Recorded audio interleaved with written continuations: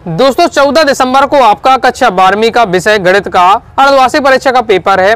आप लोग दोस्तों लगातार कमेंट कर रहे थे कि सर आपने सभी विषय के महत्वपूर्ण प्रश्न बताए हैं, सभी विषयों के इंपॉर्टेंट बताए हैं, लेकिन गणित विषय के इंपॉर्टेंट नहीं बताए, गणित विषय के भी इंपॉर्टेंट बता दीजिए। तो देखिए गणित विषय में ऐसा होता है दोस्तों, आपको पता है कि मैं गारंटी के साथ नहीं कह सकता कि दोस्तों आपका यही क्वेश्चन रहने वाला है, और अदर सब्जेक्ट में मैं आपको बता देता हूं कि आपको यही पढ़ना है, ओके, बहुत ज्यादा गारंटी के साथ, लेकिन गणित विषय में नहीं हो पाता है। हाँ, लेकिन गणित विषय में एक बात रहती है ओके कि मैं आपको हर चैप्टर के वे क्वेश्चन बता सकता हूं, मतलब पैटर्न बता सकता हूं कि इस टाइप के क्वेश्चन आते हैं। हर चैप्टर में 4-5 टाइप के क्वेश्चन होते हैं, ओके, किसी में ज्यादा टाइप के क्वेश्चन होते हैं, लेकिन पेपर में फिक्स हमेशा रहता है कि इस टाइप का क्वेश्चन आना है। तो मैं आपको क्या है कुछ क्वेश्चन बता रहा हूं हर चैप्टर के। आपके दोस्तों सिलेबस में अभी टोटल दोस्तों आपके 13 चैप्टर, ओके, संबंध एवं फलन आपका पहला चैप्टर है।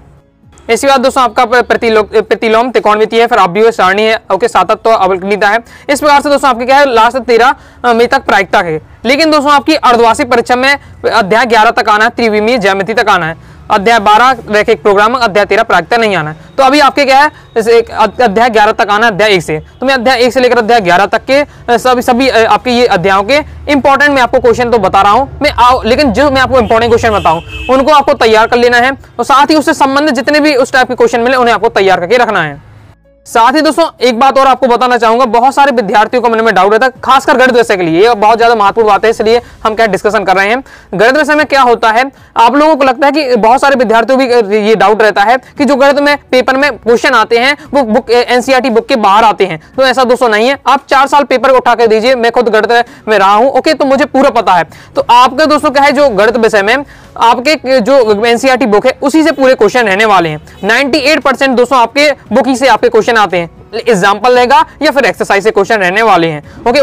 बाकी आपने देखा रेफरेंस बहुत सारी मोटी मोटी किताबें चलती हैं, ओके, तो उन इतनी मोटी मोटी किताबों को लगाने की आवश्यकता नहीं है। एनसीईआरटी बुक उठाइए, ओके, उनकी एक्सरसाइज को कंप्लीट कीजिए, एग्जाम्पल को कंप्लीट कीजिए। आप दोस्तों अगर पूरी बुक कंप्लीट कर लेते हैं 100 में आपका % कह रहा हूं मैं, आप 80 में 80 स्कोर करेंगे, ओके। तो चलिए हम देख लेते हैं इंपॉर्टेंट। सबसे पहले हमारा चैप्टर है संबंध एवं फलन। इसमें आपको बता रहा हूं जिस टाइप के मैं आपको बताते जाऊं उस टाइप का आपको सभी तैयार करके रखना है। इसमें आपको उस टाइप का तैयार करके रखना है। सिद्ध कीजिए कि देखिए, और ये अगर आपके पास आपका क्या है एनसीईआरटी बुक खोल लीजिए और उसमें एनसीईआरटी बुक में इस टाइप के क्वेश्चन मिलेंगे तो आप टिक लगा के रख लीजिए, उन्हें तैयार करते जाइएगा, ओके। यहाँ मैं इसलिए इससे बता रहा हूँ ताकि आपको क्या है सॉल्यूशन भी देखने को मिल जाए। तो सिद्ध कीजिए कि पूर्णतः समुच्चय R आपको दिया हुआ है, ओके, संख्या इतने से विभाजित करती है, तो प्रदत्त संबंध एक तुल्यता संबंध है, तुल्यता संबंध आपको तैयार करके रखना है। साथ ही दोस्तों आपका स्वातुल्य कैसे होता है, सम्मित कैसा हो, संक्रामक कैसे होता है, वो आपको कंडीशन याद करके रखना है, वो अक्सर आपसे पूछा जाता है। ये सॉल्यूशन दिया हुआ है, आगे देख लेते हैं।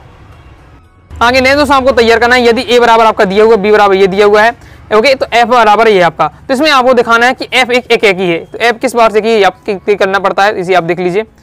आगे नेक्स्ट दोस्तों आपको तैयार करना है कि सिद्ध कीजिए समुच्चय 1 2 3 इस बार दिया है, r बराबर ये दिया है, प्रदत्त संबंध r क्या है आपका एक सम्मित है, तो सम्मित को भी आपको देख लेना है। इसका सॉल्यूशन आपके आगे ये दिया हुआ है, ओके। तो आपके क्या है अध्याय 1 से तो 2 नंबर वाला आता है, स्वातुल्य सम्मित संक्रामक वाला सीख लीजिएगा, तुल्यता संबंध सीख लीजिएगा, उन्हीं से क्वेश्चन रहने वाला है। अध्याय 2 है दोस्तों हमारा प्रतिलोम त्रिकोणमितीय फलन। 2 नंबर के लिए बहुत ज्यादा महत्वपूर्ण क्वेश्चन है, आपका एनसीईआरटी बुक में आपके दिए हुए हैं। जिस आपको टाइम में आपको बता रहा हूँ, आप एनसीईआरटी अपनी बुक खोल लीजिए, ओके, और उसमें आपको ये क्वेश्चन इस टाइप के मिल जाएंगे, तो आपको उनमें टिक लगा के उसी टाइप के क्वेश्चन को तैयार कर लेना है, ये बहुत ज्यादा इंपॉर्टेंट है। इसके बाद नेक्स्ट आपको ये तैयार करना है, ये 2 नंबर में आपके पूछा जाता है, ओके। साइन इनवर्स -1/2 का मुख्य मान निकालिए, मुख्य मान निकालना जरूर सीख लीजिएगा, क्वेश्चन 2 नंबर में आपका यहाँ आता है। जैसे अब यही दिया हुआ है कॉस इनवर्स -1/2 है, तो एक क्वेश्चन एक ही है, यहाँ कॉस इनवर्स -1/2 पूछा गया है, ओके। यहाँ आपका क्या है साइन इनवर्स 1/2 पूछा गया है, यहाँ साइन इनवर्स -1/2 पूछा गया है, मुख्य मान निकालना सीख लीजिएगा। तीनों तो एक ही टाइप के क्वेश्चन है, तो ये मैं आपको बता दूं, ओके। तो इस टाइप के तीनों में से कोई ना कोई आपका स्पष्ट रहता है। नेक्स्ट आपको ये सीख लेना, बहुत ज्यादा इंपॉर्टेंट है। ये इसका मान किस प्रकार से निकाल, tan inverse 1 cos inverse 1 cos inverse -1/2 plus sin inverse -1/2 का मान आपको किस प्रकार से निकालना है, ये आपका दिया हुआ है, ओके। तो इसको आपको तैयार कर लेना है, इंपॉर्टेंट है आपका ये भी, और ये आपका प्रीवियस ईयर में क्वेश्चन आ चुका है। इसके बाद नेक्स्ट आपको ये तैयार कर लेना है, cos inverse 1/2 plus 2 sin inverse 1/2 का मान आपको निकालना है। तो इसका भी सॉल्यूशन आपको ये दिया हुआ है, कैसे आपको निकालना है, ओके। सॉल्यूशन आपको देखने को मिल जाए, इसलिए मैं आपको इसे बता रहा हूँ। बाकी क्वेश्चन आप जो जिस टाइप के मैं बता रहा हूँ ये आपको तैयार करके रखना है। आगे नेक्स्ट आपको करना सिद्ध करना देख लेना है, इनको किस प्रकार से सिद्ध करना है, LHS से लेकर RHS निकालने के लिए ये आपका दिया हुआ है। इसके बाद दोस्तों आपके आते हैं tan inverse 2x plus tan inverse 3x equal to π/4 है, सरल कीजिए, ये आपका दिया हुआ है। आगे देख लेते हैं, आगे नेक्स्ट देख लेते हैं। आगे नेक्स्ट आपको तैयार कर लेना ये वाला लॉन्ग में अब आपके रहते हैं, इस चैप्टर से लॉन्ग में आपका रहेगा tan inverse x - 1 upon x - 2 है plus tan inverse x + 1 x + 2 है इक्वल टू π/4 है। x का इसमें आपको क्या है मान ज्ञात करना है। तो सॉल्यूशन आपका इस प्रकार से रहने वाला है, देख लीजिए। इसके बाद नेक्स्ट हमारा क्वेश्चन है tan इनवर्स tan c1 π/6 है, इसका मान निकालना है, ये आपका दिया हुआ है। इसके बाद लॉन्ग में आप एक देख लीजिए cos इनवर्स 12/13 है प्लस sin इनवर्स 3/5 है इक्वल टू sin इनवर्स 55/65 है। तो इसे आपको क्या करना, ज्ञात करना है। तो ये आपका दिया हुआ सभी दोस्तों आपको क्या है एनसीईआरटी बुक की आपके क्वेश्चन है, उन्हीं को आपको तैयार कर लेना है। ओके, जो आपको बता रहा हूँ जिस टाइप का है, आपने टाइप देख लिया, फॉर्मेट देख लिया, उस टाइप के आपको तैयार करके रखना है। आगे नेक्स्ट चैप्टर आ जाता है हमारा आप व्यू से देख लेते हैं। तो आप व्यू में दोस्तों आपको सबसे पहले तैयार कर लेना, बहुत ज्यादा महत्वपूर्ण है, ये आपके बहुत सरल करने वाला, बहुत ज्यादा महत्वपूर्ण 2 नंबर पूछा जाता है। यहाँ आपका प्लस होगा। ओके, तो क्वेश्चन में प्लस होगा तो फिर यहाँ क्या किया जा रहा है, प्लस करके दिखाया जा रहा है, प्लस वाला है तो सिंपल दिया हुआ है। इसके बाद दोस्तों आपको नेक्स्ट सरल कीजिए, दोनों का प्लस करना है। पहले तो आपको क्या है cos थीटा का अंदर आपको क्या मल्टीप्लाई करना है, यहीं आपको sin थीटा का अंदर मल्टीप्लाई करना है। cos का cos में करेंगे तो आपका क्या हो जाएगा, cos स्क्वायर हो जाएगा, cos का sin में करेंगे cos थीटा sin थीटा हो जाएगा। इसी प्रकार से आपकी करना है आपको अंदर मल्टीप्लाई। ओके, तो फिर आपका ये रह जाता है अंदर, फिर आपको इसके बाद जोड़ेंगे, ये पहला वाला पहले से जोड़ेगा, दूसरे वाला दूसरे जोड़ेगा, इस प्रकार से आपका रहता है। फिर आपका क्या बन जाएगा sin square theta plus cos square theta, और हमें पता है इसका मान क्या होता है, 1 होता है। यहाँ करेंगे तो ये दोनों आपस में क्या है, एक से एक कट जाएंगे, कि एक से हैं लेकिन चिन्ह अलग है इसलिए आपके कट जाएंगे और हमारी ये आ जाएगा। बहुत ज्यादा इंपॉर्टेंट है, प्रीवियस ईयर में कई बार क्वेश्चन आ चुका है 2 नंबर में। ओके, इस बार नेक्स्ट आपको तैयार करना है, जिसमें दोस्तों आपको क्या होता है x का मान ज्ञात करना है और आपको y का मान दिया जाता है, x का मान ज्ञात करना है, y का मान दिया हुआ है। ओके, और बस इस तो हमें क्या करना है, ये आपको एक समीकरण टाइप का दिया हुआ है, इसमें दोस्तों हमें क्या है y का मान पुट कर देना है तो x का मान हमारा आ जाएगा। इस प्रकार से आपका लेने वाला है सॉल्यूशन, देख लीजिए कंप्लीट हो जाता है। आगे देख लेते हैं, आगे ये भी आपका इंपॉर्टेंट है, इसमें क्या है गुणा करके आपको देखना है, तो गुणा करके आपको ये दिया हुआ है किस प्रकार से रहने वाला है। इसी सॉल्यूशन प्रीवियस ईयर में जो आपके क्वेश्चन आ गए हैं मैं आपको बताते जा रहा हूँ। नेक्स्ट दोस्तों आपका इस प्रकार से दिया है, ए का दिया हुआ है, बी के हमें मान दिया हुआ है, सत्यापित करना है ये। ओके, तो इसमें हमें पहले एलएचएस लेकर ये निकालना पड़ेगा, आरएचएस निकालना पड़ेगा, फिर दोनों में देखना है कि इनका जो मान आ रहा है इक्वल आ रहा है कि नहीं आ रहा है, तो आपको बता देना। देखिए इस प्रकार से निकाला गया है, तो इसकी सॉल्यूशन देख सकते हैं। ओके, अगर आपके क्या है कंसेप्ट मुझे पता है तो बहुत ज्यादा ईजी रहता है। इसके बाद नेक्स्ट दोस्तों हमारा क्या है आप व्यू, हमको ये दिया हुआ है के लिए हमें सत्यापित करना है कि ये हमारा क्या है एक विषम सममित आप व्यू है, इसका भी सॉल्यूशन आपको तैयार कर लीजिएगा, ये आपका दिया हुआ है। इसके बाद दोस्तों हमारा अध्याय 4 आ जाता है सारणी, इसे देख लेते हैं। इसमें दोस्तों आपको शॉर्ट में तैयार करना है, इनके सबके मान निकालना सीख लेना, कैसे निकलने वाला है मान। ओके, सिंपल आपका रहने वाला है। इनको देखिए 2 नंबर के लिए आपके महत्वपूर्ण है, ये आपका दिया हुआ। ओके, अभी इक्वल है तो इसमें x का मान निकाला है हमारा, तो इस प्रकार से रहने वाला, बिल्कुल सिंपल है। ऑब्जेक्ट में इस टाइप के क्वेश्चन बन जाते हैं, यहाँ आपको याद देख लेना है। ओके, ये आपका दिया हुआ है, तो हमारा मोड ए का मान किस प्रकार से निकलने वाला है, तो ये आपका दिया हुआ है। आगे देख लेते हैं। इसके बाद जो हमारा त्रिभुज का ये वाला बहुत ज्यादा इंपॉर्टेंट है, एक त्रिभुज का क्षेत्रफल ज्ञात करने के लिए दिया जाता है और हमें शीर्षक के उनके क्या दिए जाते हैं, निर्देशांक दिए जाते हैं। तो इस प्रकार से आपका रहने वाला है, बस फॉर्मूला आपको याद होना चाहिए। इसमें देखिए फॉर्मूला का मैटर करता है, फॉर्मूला दोस्तों आपको याद है, त्रिभुज का क्षेत्रफल का फॉर्मूला ये होता है, इसे याद कर लीजिए। बस इसमें क्या आपको क्या है वैल्यू सपोर्ट कर देना है, फिर आपका क्या है जो नॉर्मल आपने मल्टीप्लाई सीखा है वगैरह वो आपको इसमें करना पड़ेगा, तो आपका सॉल्यूशन हो जाएगा।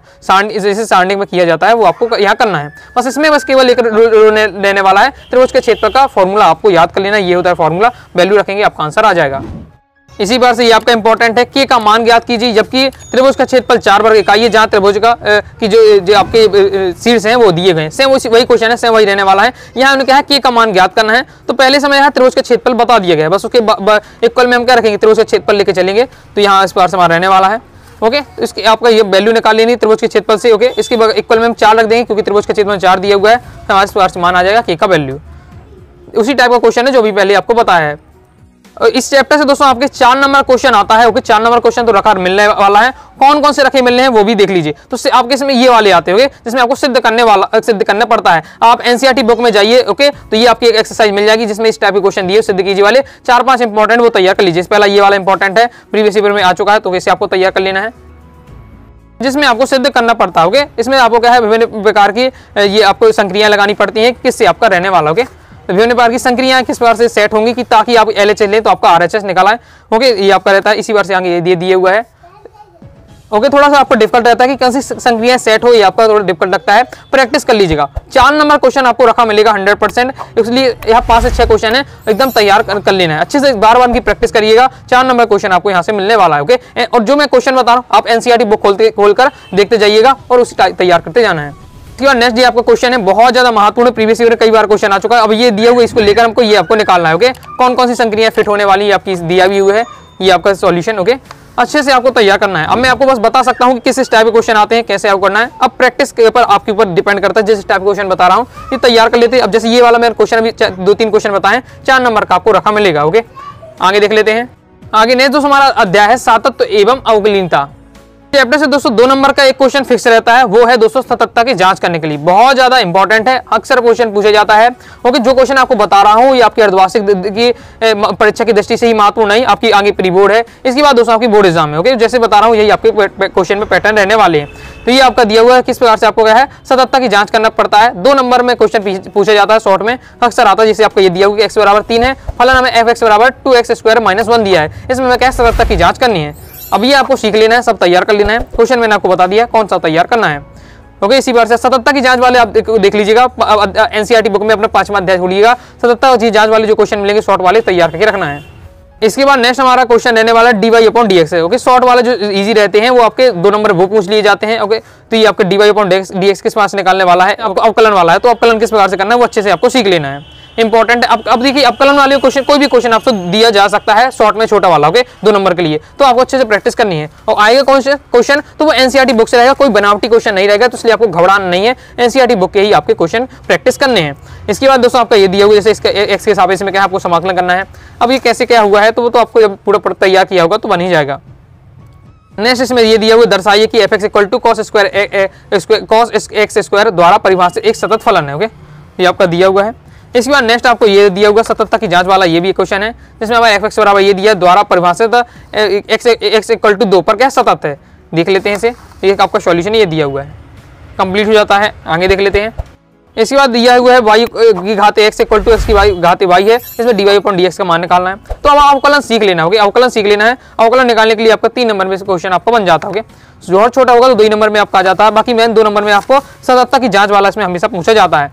बाकी ये आपका दिया हुआ है, इसमें dy/dx निकालना है। ओके, अवकलन करना है मतलब, तो ये आपका दिया हुआ है, स्क्रीनशॉट आप ले सकते हैं। इसके बाद दोस्तों हमारा अध्याय 6 अवकलज के अनुप्रयोग, इससे देख लेते हैं। अवकलज के अनुप्रयोग में कौन कौन से आपको तैयार करने चाहिए। इसमें दोस्तों आपको सबसे पहले तैयार करना है 2 धनात्मक संख्याएं x और y ज्ञात कीजिए जिनका योग 35 और गुणनफल महत्तम हो। इस टाइप का क्वेश्चन आता है, ये आपका दिया हुआ है और कुछ अलग नहीं है, सभी आपके एनसीईआरटी बुक के क्वेश्चन है। ओके, बस इसलिए सॉल्यूशन आपको देखने को मिल जाए इसलिए मैं आपको बता रहा हूँ, नहीं तो आगे मैं आपको जो हाफिज एग्जाम हो जाए तो एनसीईआरटी बुक से आपके क्वेश्चन टिक लगवा दूंगा। ओके, फिर नेक्स्ट है फलन x sin x + cos x का महत्तम मान ज्ञात करो। बहुत ज्यादा इंपॉर्टेंट है, बोर्ड एग्जाम तक में ये क्वेश्चन आ चुका है। ओके, तैयार करके रखना है, बहुत ज्यादा महत्वपूर्ण क्वेश्चन है आपका। तो ये आपका दिया फलन sin x + cos x एक महत्तम मान है, एनसीईआरटी बुक में आपके एसएसआई में क्वेश्चन दिया हुआ है। ओके, आगे देख लेते हैं। आगे नेक्स्ट तो आपको इस तैयार करके रखना है अंतराल ज्ञात कीजिए जिसमें fx = 2x² दिया हुआ है -3x है। तो प्रदत्त f निरंतर वर्धमान है, निरंतर ह्रासमान है, तो ये भी आप देख लीजिएगा, ह्रासमान और आपका वर्धमान का। ओके, तो ये आपके क्रम से दिया हुआ सॉल्यूशन। इसके बाद नेक्स्ट आपको से तैयार कर लेना fx = दिया हुआ है आपका x³ - 3x + 3 द्वारा प्रदत्त फलन के लिए स्थानीय उच्चतम और स्थानीय निम्नतम के सभी बिंदु ज्ञात कीजिए। तो ये आपको दिया हुआ है। इसके बाद नेक्स्ट है सिद्ध कीजिए कि न्यूनतम पृष्ठ पर दिए गए आयतन के लंब वृत्तीय शंकु की ऊंचाई आधार की त्रिज्या के √2 गुना होती है। ओके, तो ये आपको इसका सॉल्यूशन दिया हुआ है। तो मैं तो देखिए आपको सभी क्वेश्चन बता दिए, अब आपको अच्छे नंबर लाना है तो इन सब क्वेश्चन को प्रैक्टिस और तैयारी तो करनी ही पड़ेगी। ओके, तो मैथ वाला सब्जेक्ट ऐसा है कि आप 1-2 दिन में तैयार नहीं कर सकते हैं, इसको निरंतर जिसने क्या लगातार हर विद्यार्थी ने 3-4 महीने लगातार मेहनत करी होगी तभी आप सब बन पाएंगे। इसके बाद अध्याय 6 से आपके अवकलज के अनुप्रयोग से आपको ये तैयार करना है। इस टाइप के क्वेश्चन बहुत ज्यादा इंपॉर्टेंट है कि एक गुब्बारे की त्रिज्या 10 सेंटीमीटर प्रति सेकंड की वृद्धि हो रही है, इसके पृष्ठ में किस तरह की वृद्धि हो जाएगी जबकि इसकी त्रिज्या 15 सेंटीमीटर। इस टाइप का क्वेश्चन बहुत ज्यादा पूछे जाते हैं, तो ये आपको तैयार करना है। सॉल्यूशन आपका ये दिया हुआ। ओके, ये आपके दिए हुए हैं। नेक्स्ट आपको तैयार करना सिद्ध कीजिए x = π/2 पर फलन y = sin x उच्चिष्ट है। तो उच्चिष्ट और निम्निष्ट का भी देख लेना है आपको, ये सॉल्यूशन आपका दिया हुआ है। इसके आगे आपका सॉल्यूशन ये है। ओके, इसके बाद नेक्स्ट आपको तैयार कर लेना, ये वाला इंपॉर्टेंट है आपका।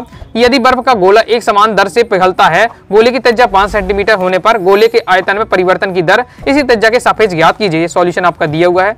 तो इस टाइप के क्वेश्चन अक्सर पूछे जाते हैं, इस चैप्टर से तैयार करके रखना है। अध्याय 6 की आपकी बात हो रही है, ये देख लेते हैं। आगे नेक्स्ट क्वेश्चन है एक स्थिर झील में एक पत्थर डाला जाता है और तरंग वृत्तों में 4 सेंटीमीटर प्रति सेकंड की गति से चलती है। जब वृत्ताकार तरंग की त्रिज्या 10 सेंटीमीटर हो तो उस क्षण में घिरा हुआ क्षेत्रफल कितनी तेजी से बढ़ा होगा। एमपी बोर्ड एग्जाम 20 में आ चुका है, तो ये क्वेश्चन इस टाइप के क्वेश्चन आपको तैयार करके रखना है। सॉल्यूशन दिया हुआ है। ओके, तो ये जो भी 2-3 क्वेश्चन बताए एक ही टाइप के क्वेश्चन है आपके। ओके, इसके बाद नेक्स्ट है वृत्त के क्षेत्रफल में परिवर्तन की दर, इसकी त्रिज्या के r 3 सेंटीमीटर के सापेक्ष ज्ञात कीजिए।